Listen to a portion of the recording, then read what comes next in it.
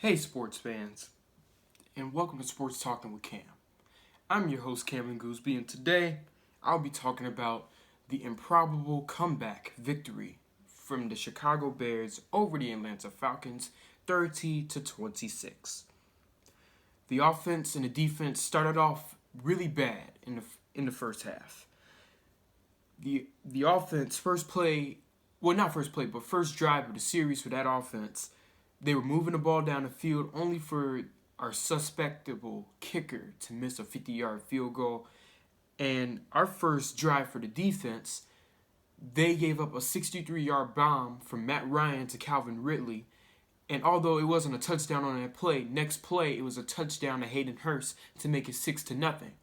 And the Atlanta Falcons kicker is a completely suspectable kicker. I really can't trust him right now. Then, the Bears, on their second drive of the game, they score a field goal. The offense looked promising, even with Mitch still out there, and they were doing their job. They got a field goal out of that. And then the second quarter hit. This second quarter was a flat-out disaster.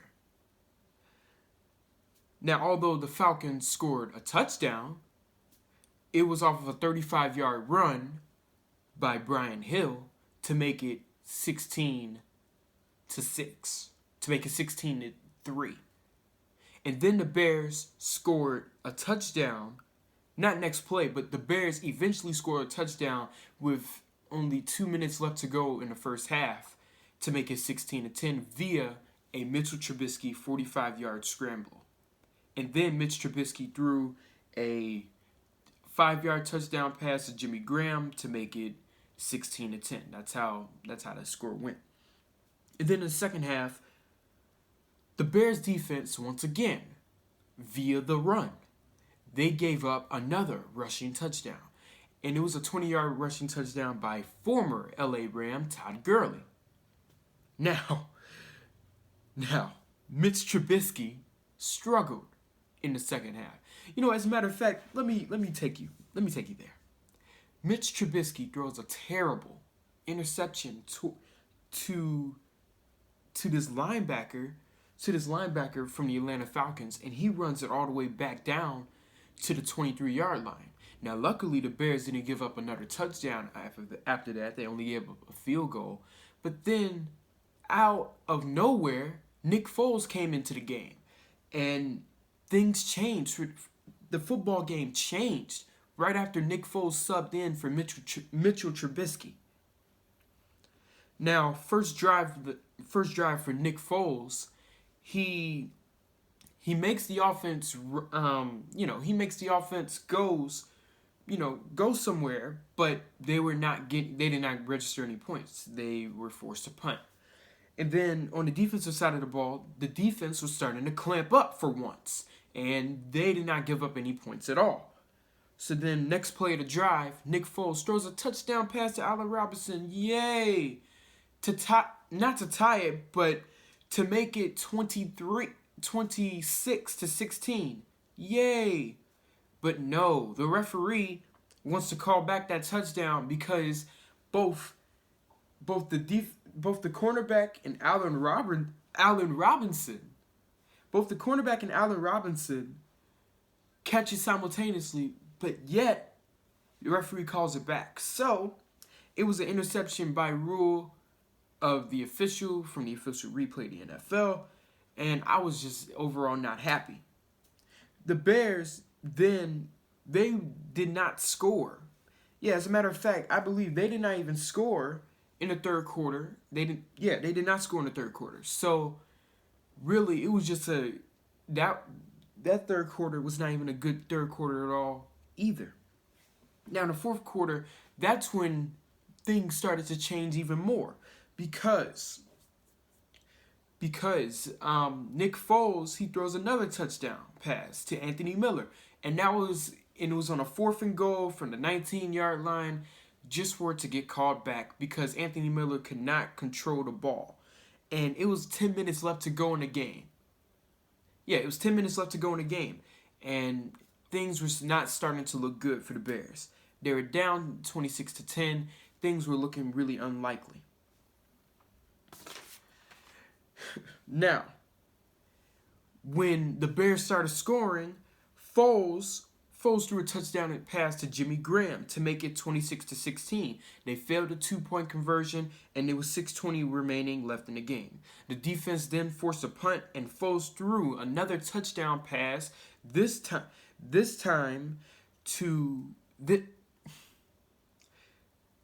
Nick Foles threw another touchdown pass to make it 26-23 with 4:21 remaining. So it's a 3-point game. Everything was going great. The defense then forced another punt, and Foles throws another touchdown pass to Anthony Miller with 1:53 remaining to make it 30-26, and the Bears took the lead in the fourth quarter. Then next possession for the ATL, Matt Ryan gets picked off by Tashawn Gibson, and this very improbable comeback is complete with 1:06 remaining in the game. I was celebrating everything. It was celebration time out there for the offense and the defense. They picked up. They won this game, but there's just a bunch of things that just concern me about both sides of the ball, which I really don't understand. But first, let me get into stats. For our passing, Mitchell Trubisky threw 13 of 22, 128 yards, 1 touchdown, 1 interception for a 71.8 passer rating. Nick Foles throws 16 for 29, 188 yards, 3 touchdowns, 1 interception, and it could have been 4 touchdowns or 5 touchdowns, but those got called back. And Nick Foles had a 95.2 passer rating. Now, Matt Ryan for the Atlanta Falcons had 19 for 38, 238 yards, 1 touchdown, 1 interception, 67.7 passer rating, and literally the Falcons choked at the end. But you know, it's still hard to imagine that the Bears are 3-0 right now. It's hard to imagine after these terrible games. We can all admit they were terrible. They're 3-0. Now, moving on into rushing, like it or not, our leading rusher was Mitchell Trubisky with 1 rush, 45 yards. Our second leading rusher, although Montgomery had 45 yards as well, he had that in 14 rushes. So, you know what that means? He was struggling to run the ball effectively, and also what that means is that the offensive line was not doing their job with the run blocking.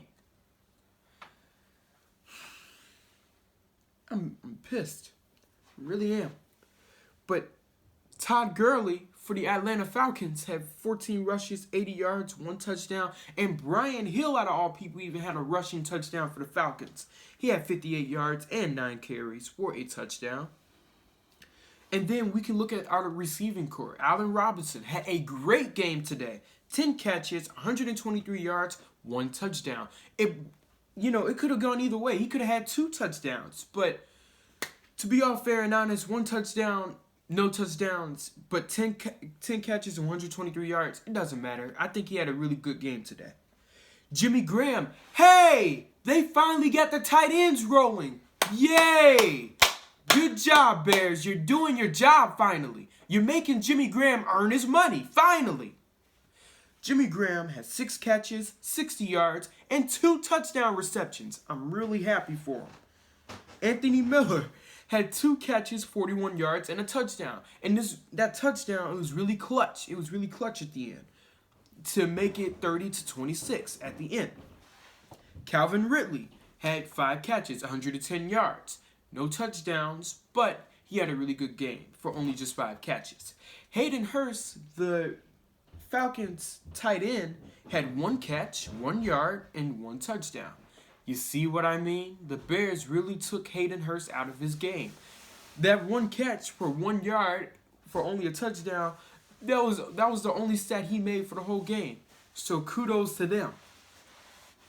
Our defense Eddie Jackson had 7 tackles. Tashawn Gibson's had 6 tackles, 1 interception, and that 1 interception came up huge for the Bears in that Bears comeback. Khalil Mack had 5 tackles, a half sack, and 2 QB hits. He was applying pressure to Matt Ryan, and I was really proud of him. Akeem Hicks, the defensive player of the game, in my opinion, for the Bears, had 4 tackles, a sack and a half, and 5 QB hits. Michael Walker had 8 tackles, and this is for the Falcons now, but Michael Walker had 8 tackles. Kenu Neal had 8 tackles. Liddy Red Wilson had an interception. That was the linebacker I was referring to earlier. And Darkeezy Bernard had 1 interception and 6 tackles. That was the cornerback who I was talking about earlier, who's wrestling Allen Robinson for possession of the ball in the end zone.